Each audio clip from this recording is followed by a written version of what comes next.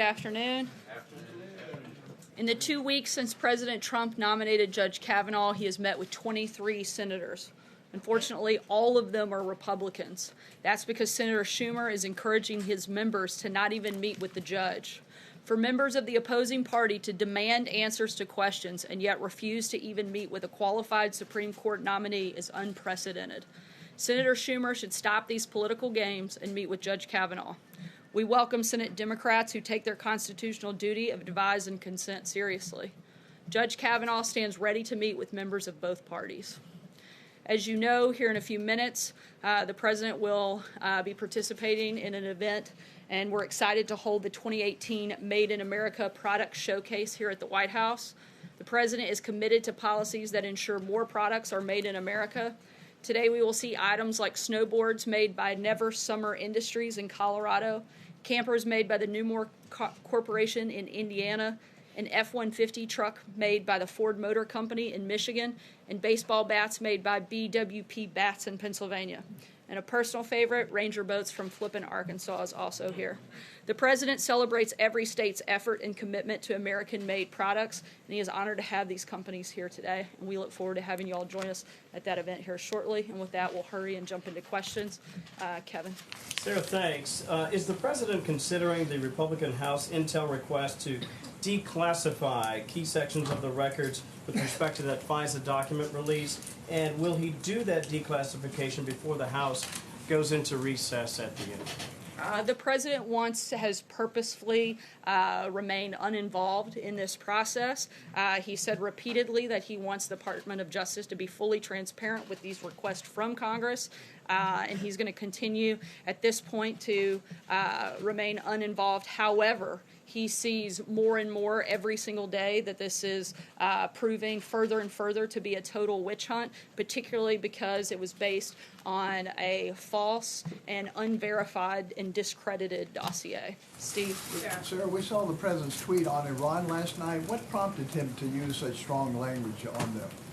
The President's been, I think, pretty strong since day one in his language towards Iran. He was responding to comments made from them, and he's going to continue to focus on the safety and security of American people. What would it take to have direct negotiations between the President and President Rouhani? I'm not going to get into specifics and certainly not negotiate with the press. That would be a determination that the President would make on what that looks like. But the ultimate goal and the focus of the President is making sure that we keep nuclear weapons out of their hands and that we focus on the protection of Americans. Phil? Sarah, the President tweeted yesterday that Russia's election interference was all a big hoax. Those are the words he used. But last week he said he had full faith in the U.S. intelligence agencies. So does he believe the interference was a big hoax, or does he have faith in the intelligence agencies that have concluded definitively the other way, that Russia did, in fact? As the President has said many times and stated it over and over again, as have I, and a number of other administration officials, we maintain that Russia interfered in the elections. The President, however, very much so, and has repeatedly, as again have the rest of us, that his campaign colluding in that process is a total hoax, and we still hold strong to that. The tweet suggested overall that it was a hoax, though. The President is referencing the collusion component. Once again, the President has faith in the intelligence that suggests and maintain that Russia was involved in the elections. However, it's also important that same information concludes that it had no impact on the election, and that the President, again, would like to repeat that there was no collusion. John? Thank you, Sarah. Sort of following up on that question, the President has very forcefully spoken out against Iran. He's very forcefully spoken out against North Korea. He has said that he will forcefully speak out against any threat to the United States. Russian election interference is a threat to our democracy. Why will he not forcefully denounce that? The President has been incredibly tough on Russia. He's brought it up directly to him in person every single time that they have met. He has put unprecedented sanctions and been extremely tough on Russia across a number of fronts, which we've addressed here many times before. Frankly, I'm not sure why that is so hard for the media to write about. We've repeated it time and time again. The policy that the President has been since day one in office has been extremely tough on Russia, probably more so than with any other country. John? Thank you, Sarah. Senator Rand Paul today made a strong attempt to vitiate the credibility of former CIA Director John Brennan, saying that he's, and I quote, monetizing his security clearance and that it should be removed from him. He even called on the president to do this. Will the president consider Senator Paul's suggestion and call for the removal of former Director Brennan's security clearance? Not only is the president looking to take away Brennan's security clearance, he's also looking into the clearances of Comey, Clapper, Hayden, Rice, and McCabe. The president is exploring the mechanisms to remove security clearance because they've politicized and in some cases monetized their public service and security clearances. Making baseless accusations of improper contact with Russia or being influenced by Russia against the president is extremely inappropriate, and the fact that people with security clearances are making these baseless charges provides inappropriate legitimacy to accusations with zero evidence. Follow-up question to Steve first. When the president pulled out of the JCPOA, he did not reveal an alternate plan to address Iran's nuclear ambitions. He seemed to bank on economic sanctions being enough to get them back to the table. Is that still his plan B? Look, as we have said, the president's number one goal is to make sure Iran doesn't get a nuclear weapon. We have similar and shared interests with our European allies. We're continuing to have discussions with them, and when we have specifics on that front, we'll let you know. About Russia, Sarah, my question was a follow-up, but my question about Russia is that, President Trump continues to air his grievances about the coverage of his meeting with Vladimir Putin. Because you guys continue to obsessively cover it. But we can't really, because it's been 7 days. We have not received a readout. We have not received any specific details about agreements that were reached, whether formally or verbally. So when can we expect that? And by the way, the only did he take specific notes? agreement that was made was that the two national security teams from both the United States and Russia would continue at a working level these discussions. I can tell you that Ambassador Bolton plans to have a meeting, a follow-up with his counterpart from Russia next month, in addition to meetings with other European allies to further those discussions, and we'll keep you posted when we have specific details on what that meeting looks like. Sarah,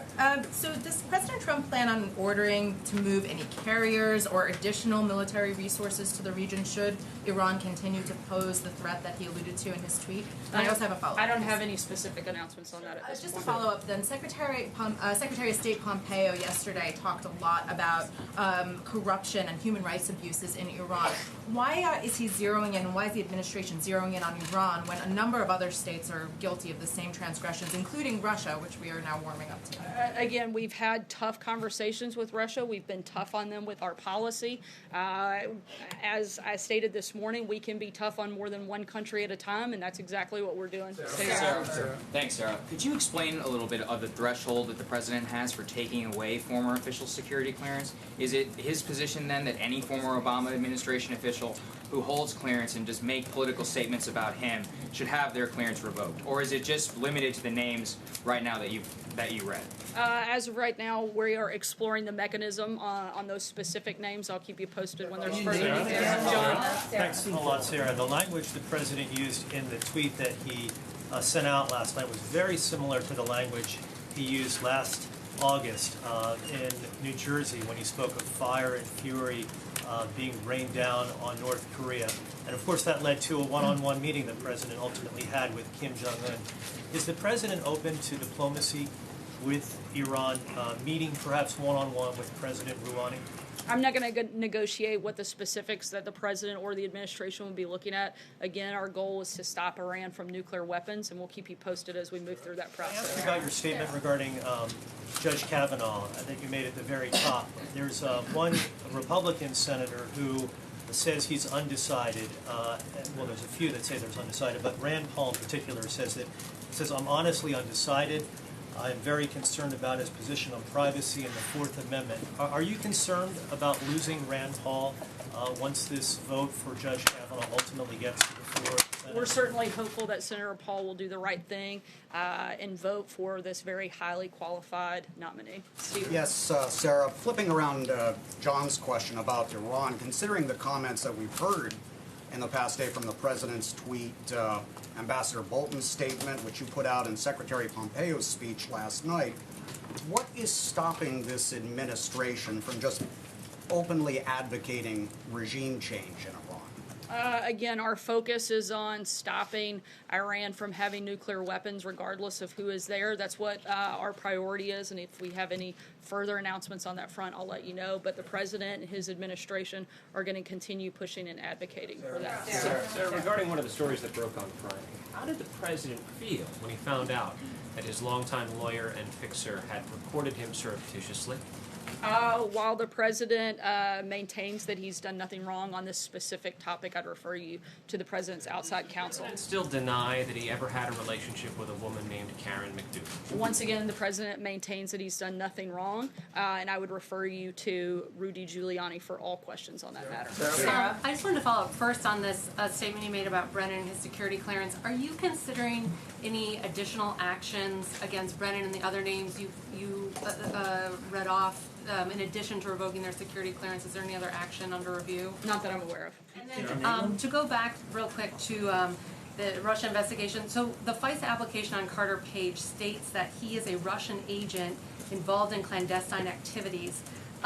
Given that the president continues to say there was no collusion between his campaign and Russia, is he concerned, or does he not believe the intelligence community's assessment that Carter Page was a Russian agent? Again, I think that we've spoken extensively what our position is on this, and we have no changes to that. So the president is threatening to punish Brennan and Comey and Clapper for saying things about him that he doesn't like. Is that presidential? The president is exploring these mechanisms to remove security clearance because they've politicized and in some cases actually monetized their public service and their security clearances, and making baseless accusations of improper contact with Russia or being influenced by Russia against the president is extremely inappropriate. The president contends that the fact that people with security clearances are making these baseless charges provides inappropriate legitimacy to accusations with zero evidence. So when we have further updates on that front, I'll certainly let you know. Free speech he doesn't like, and he wants to punish them for it. No, I think you are creating your own story there. The president doesn't like the fact that people are politicizing agencies and departments that are specifically meant to not be political and not meant to be monetized off of security clearances. A separate question actually, but to follow up on that, isn't the president doing exactly what you just said the president doesn't want all these people doing? Politicizing matters of national security by going after his political enemies? No, the president's not making baseless accusations of improper contact with a foreign government and accusing the president of the United States of treasonous activity when you have the highest level of security clearance, when you're the person that holds the nation's deepest, most sacred secrets at your hands, and you go out and you make false accusations against the president of the United States. He thinks that is something to be very concerned with, and we're exploring what those options are and what that looks like. The topic, Sarah, was actually on the message to... Sorry, I got to keep moving just because we're running out of time. Caitlin, go ahead. Message to Paul Sorry, Manafort, Hallie, does I've he got have about one? 2 more questions left. Caitlin, go ahead. The president's message to Paul Manafort, Sarah, does he have one? Not that I'm aware of. Caitlin, go ahead. When is the president going to make this decision on those security clearances? I said when we have an update, we will let you know. Okay, so my question, that was just a follow-up on that. My question, has the president, since you didn't answer if he's briefed, since they haven't briefed reporters on what went down during the 2-hour meeting We've between actually had President a press Trump? conference. The president's done a number of interviews. We've actually put out quite a bit of information following that meeting. My question is not about the press, but has the president briefed his national security advisor, his Secretary of State, the Director of National Intelligence, and the Defense Secretary on what exactly was said between him and President Putin? The president has met and spoken with all of those individuals since his meeting with President Putin. And when he briefs them, is he relying solely on his own memory to tell them what happened during that 2-hour meeting? The president has met and consulted with all of his national security team, and we feel very confident in those. It's on what he remembers that happened. It's not. Caitlin, I'm not going to go into the specific details on how the president interacts every single time with his national security team. Well, this is a rarity, though. It's a sit down with the Russian president. It's actually for 2 not a hours rarity. It's one-on-one. a normal practice for 2 world leaders to be able to have a conversation with one another. Russia David, go ahead. What about What about President Obama and Vice President Biden? And their security clearances, are they on the list as well? I'm not aware of any plans for that at this point. Thanks so much, guys. We'll see you on the South Lawn. Great question, David.